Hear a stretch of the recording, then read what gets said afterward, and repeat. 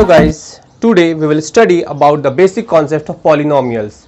This video is very useful for beginners who want to know about the polynomials and the basic terms related to the polynomials. First of all, we will know the meaning of polynomial. Polynomial is derived from the two words poly, which means many,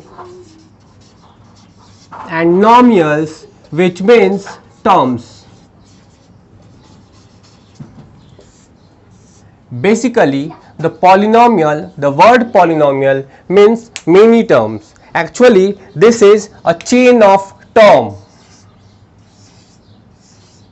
like this, and each unit is known as term.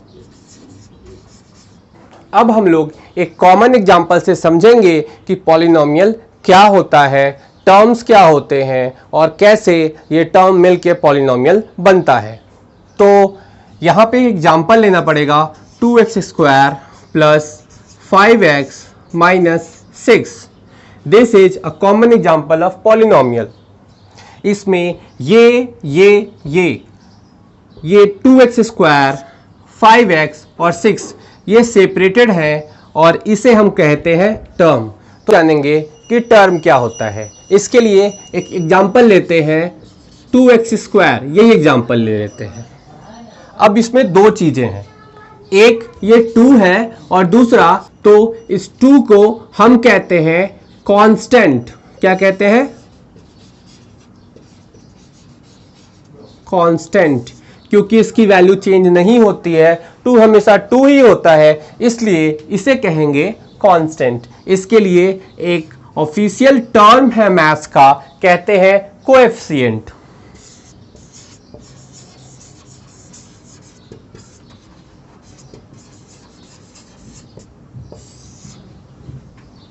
और जो दूसरा term है ये x square, इसे कहते हैं variable. क्यों कहते हैं वेरिएबल, ये समझिए। एक्चुअली इस एक्स स्क्वायर की वैल्यू कोई फिक्स वैल्यू नहीं है। अगर हम एक्स की जगह डिफरेंट वैल्यू पुट करेंगे, तो इस पूरे 2x स्क्वायर की वैल्यू चेंज हो जाएगी, इसलिए हम इसे कहते हैं वेरिएबल। तो कोई भी टर्म जो बना होता है, जैसे ये 2x स्क्वायर जो बना है, वो एक्चुअली एक कांस्टेंट और वेरिएबल से मिलके बना होता है, इसे हम कोएफिशिएंट भी कहते हैं। अब हम ये समझेंगे कि ये वेरिएबल और इस कोएफिशिएंट के बीच में जो मार्क है, एक्चुअली जो साइन है, वो इनटू का होता है। एक्चुअली ये 2 इंटू एक्स स्क्वायर है, लेकिन हम लोग इसे एक साथ 2x स्क्वायर लिख सकते हैं।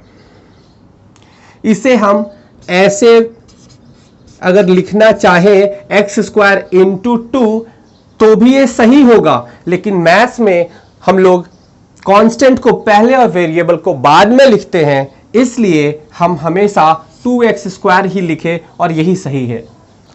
अब हम लोग जानेंगे कि इस 2x स्क्वायर के ऊपर ये जो पावर है, जो हाईएस्ट पावर है, ये इसकी डिग्री कहलाती है। तो अब यहां पे हम कुछ एग्जांपल लेके इसके डिग्री को समझेंगे। जैसे 2x स्क्वायर अगर है तो यहां पे x के ऊपर 2 का पावर है, तो इसकी डिग्री 1, इसकी डिग्री 2 होगी। अगर हम यहां पे 5x टू पावर 3 लिख देते हैं, तो 5x क्यूब में जो इसका डिग्री है वो 3 है। वैसे ही अगर हम लिख देते हैं x पावर 4, तो यहाँ x के ऊपर जो पावर है वो 4 का है, इसलिए इसका डिग्री हो गया 4। अगर यहाँ एक वेरिएबल की जगह 2 वेरिएबल हो और हम यहाँ लिखते हैं कुछ यूं, तो इसका मतलब यहाँ पे डिग्री 2 वेरिएबल होने की वजह से, अब अगर केवल x लिखा हुआ है यहाँ, इसका मतलब है कि यहाँ x के ऊपर 1 का पावर होता है। हम x पावर 1 को x लिख सकते हैं, क्योंकि किसी भी नंबर के ऊपर अगर 1 का पावर हो तो उसकी वैल्यू चेंज नहीं होती है। तो यहाँ 2x y स्क्वायर में अगर 2 वेरिएबल है और यहाँ हमें डिग्री पता करना है, तो हमें x के ऊपर जो पावर है और y के ऊपर जो पावर है दोनों को ऐड कर लेना होगा। तो ये 1 और ये 2 दोनों ऐड करने पे आता है 3, यानी यहाँ पे जो डिग्री है वो है 3। तो हमें ये बड़े ध्यान से समझ लेना होगा, क्योंकि डिग्री को समझने के बाद ही हम पॉलिनोमियल्स को कैटेगराइज कर सकते हैं, क्योंकि डिग्री के बेसिस पे हम पॉलिनोमियल को क्लासिफाई करने जा रहे हैं। तो ये एक पॉलिनोमियल का एग्जांपल है। अभी आपको मैंने बताया कि जो टर्म होता है एक्चुअली कांस्टेंट और वेरिएबल का प्रोडक्ट होता है। जैसे ये कांस्टेंट है और ये वेरिएबल है, और दोनों के प्रोडक्ट को हम क्या बोले, तो एक टर्म बोले। तो ऐसे अगर हम समझें तो ये और ये सभी क्या है, टर्म है। तो अब हम यहां ये भी समझ में आ रहा है कि ये कैसे टर्म है, यहां तो कोई वेरिएबल नहीं है, तो फिर ये टर्म कैसे हो सकता है कि ये जो 6 है ये कैसे आखिर एक टर्म हो सकता है, क्योंकि टर्म तो कांस्टेंट और वेरिएबल का प्रोडक्ट होता है और यहां तो कोई वेरिएबल है नहीं। एक्चुअली 6 के आगे 6x टू पावर 0 होना चाहिए। अब x टू पावर 0 और x टू पावर 0 की वैल्यू कितनी होती है, तो किसी भी नंबर के ऊपर अगर 0 का पावर हो तो उसकी वैल्यू होती है 1, यानी कि ये पूरा 1 है, तो 6 इंटू 1 हुआ कितना, 6। तो हमें 6x टू पावर 0 न लिख के हम सीधे केवल 6 लिखते हैं। तो अगर केवल 6 है, इसका मतलब यहाँ पे जो वेरिएबल है उसका पावर 0 है। अब इसके ऊपर भी कोई पावर नहीं है, इसका मतलब यह हुआ कि यहाँ पे पावर 1 है। 1 को हमें लिखने की जरूरत नहीं होती है। तो पॉलिनोमियल क्या है, तो पॉलिनोमियल, तो अब ये एक पॉलिनोमियल है जिसमें ये टर्म्स जो है आपस में प्लस और माइनस साइन के साथ जुड़े होते हैं, और इस पूरे को हम एक साथ बोलते हैं एक्सप्रेशन। तो ये कहलाएगा एक्सप्रेशन। और एक्सप्रेशन क्या है, तो expression is actually the combination of terms with plus और माइनस, तो इसे हम कहेंगे एक्सप्रेशन। अब इस एग्जांपल में हम देखते हैं x प्लस 5x² प्लस 6। तो ये जो पॉलिनोमियल है, ये पॉलिनोमियल का टर्म सही तरीका नहीं है, क्योंकि पॉलिनोमियल को हम हमेशा घटते हुए डिग्री के फॉर्म में अरेंज करते हैं, यानी कि जो सबसे बड़ा डिग्री होगा जिसका, उसे उस टर्म को सबसे पहले लगाना होगा।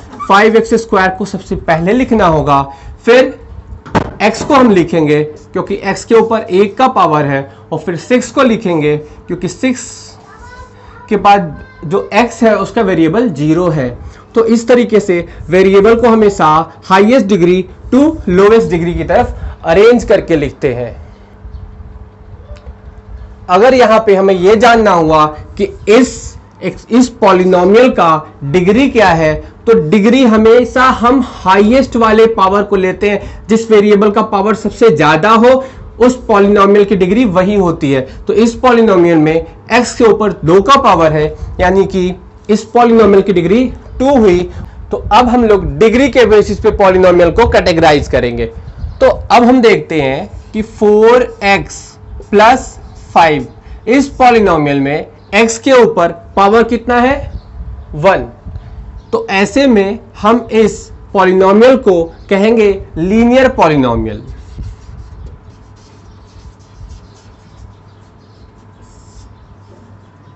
लेकिन अगर किसी पॉलिनोमियल में, जैसे ये देख लीजिए,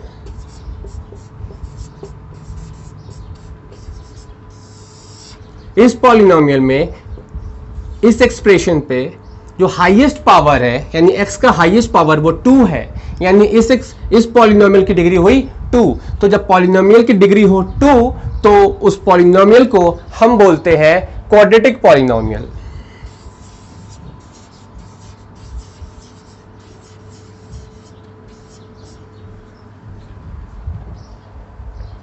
उसी तरीके से अगर किसी पॉलिनोमियल में पावर जो है x का हाईएस्ट पावर 3 हो, जैसे कि यहां पे हम देख रहे हैं,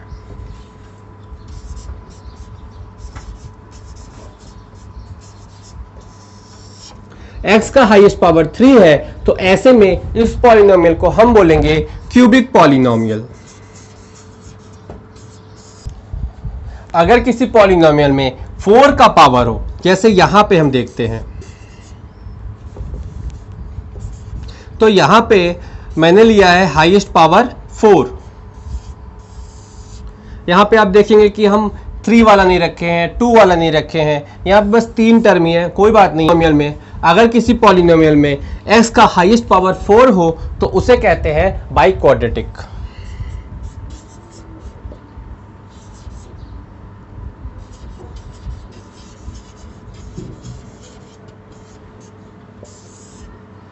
तो ये कहलाएगा बाई क्वाड्रेटिक पॉलिनोमियल।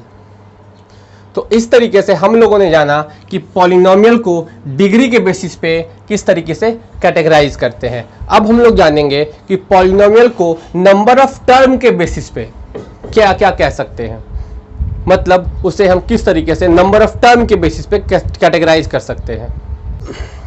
अब हम देखेंगे कि अगर किसी पॉलिनोमियल में एक टर्म है, जैसे यहाँ 6x, इसके बाद कुछ नहीं है, ये अलग है, तो अगर किसी पॉलिनोमियल में बस एक टर्म हो तो उसे हम कहेंगे मोनोमियल।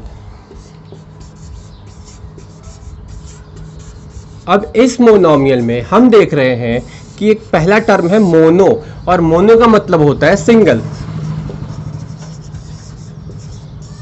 तो अगर सिंगल टर्म वाला पॉलिनोमियल है तो उसे कहेंगे मोनोमियल। अब यहाँ पे देखिए 2 टर्म है 4x और 5, तो ऐसे में हम इसे कहेंगे बाइनोमियल। 2 टर्म हो तो उसे बोलेंगे बाइनोमियल।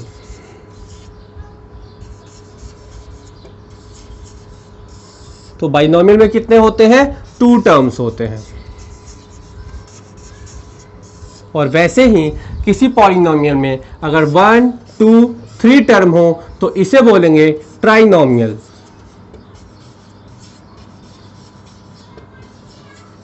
और ट्राइनोमियल में कितने टर्म्स होते हैं? तो 3 टर्म्स होते हैं। अगर किसी पॉलिनोमियल में 3 से ज्यादा टर्म्स है तो उसे सिंपली हम पॉलिनोमियल बोलते हैं। तो इस तरीके से हम लोगों ने नंबर ऑफ टर्म्स के बेसिस पे मोनोमियल, बाइनोमियल और ट्राइनोमियल को जाना। अब एक चीज और हम जान लेते हैं कि अगर किसी पॉलिनोमियल में 0 पावर हो, जैसे 4x टू पावर 0, तो ऐसे तो कहीं लिखा नहीं होता है, लिखा होता है केवल सिंपली x। ठीक है, ये हम लोगों ने पहले देखा। तो यहाँ पे होता क्या है एक्चुअली x टू पावर 0, तो इसलिए इसकी डिग्री 0 है, तो इसे हम नहीं लिख के केवल 6 लिखते हैं और इसे हम कहेंगे कांस्टेंट पॉलिनोमियल, क्योंकि यहाँ केवल कांस्टेंट दिखाई देता है, तो इसे हम बोलेंगे कांस्टेंट पॉलिनोमियल। और कांस्टेंट पॉलिनोमियल में हम लोग जानते हैं कि x टू पावर 0 लगा होता है, यानी इसकी डिग्री 0 होती है, इसलिए कांस्टेंट पॉलिनोमियल की डिग्री कितनी होगी? 0 होगी। तो इसी के साथ आज हम लोग पॉलिनोमियल का बेसिक कॉन्सेप्ट जाने। अब हम लोग इसके बाद और डिटेल में जानेंगे। तो आपको ये वीडियो कैसा लगा? अगर आपको ये वीडियो हेल्पफुल लगा तो आप हमारे वीडियो को लाइक करिए, चैनल को सब्सक्राइब करिए, ताकि आप हमारे साथ इसी तरह आगे भी बने रहें। Thank you.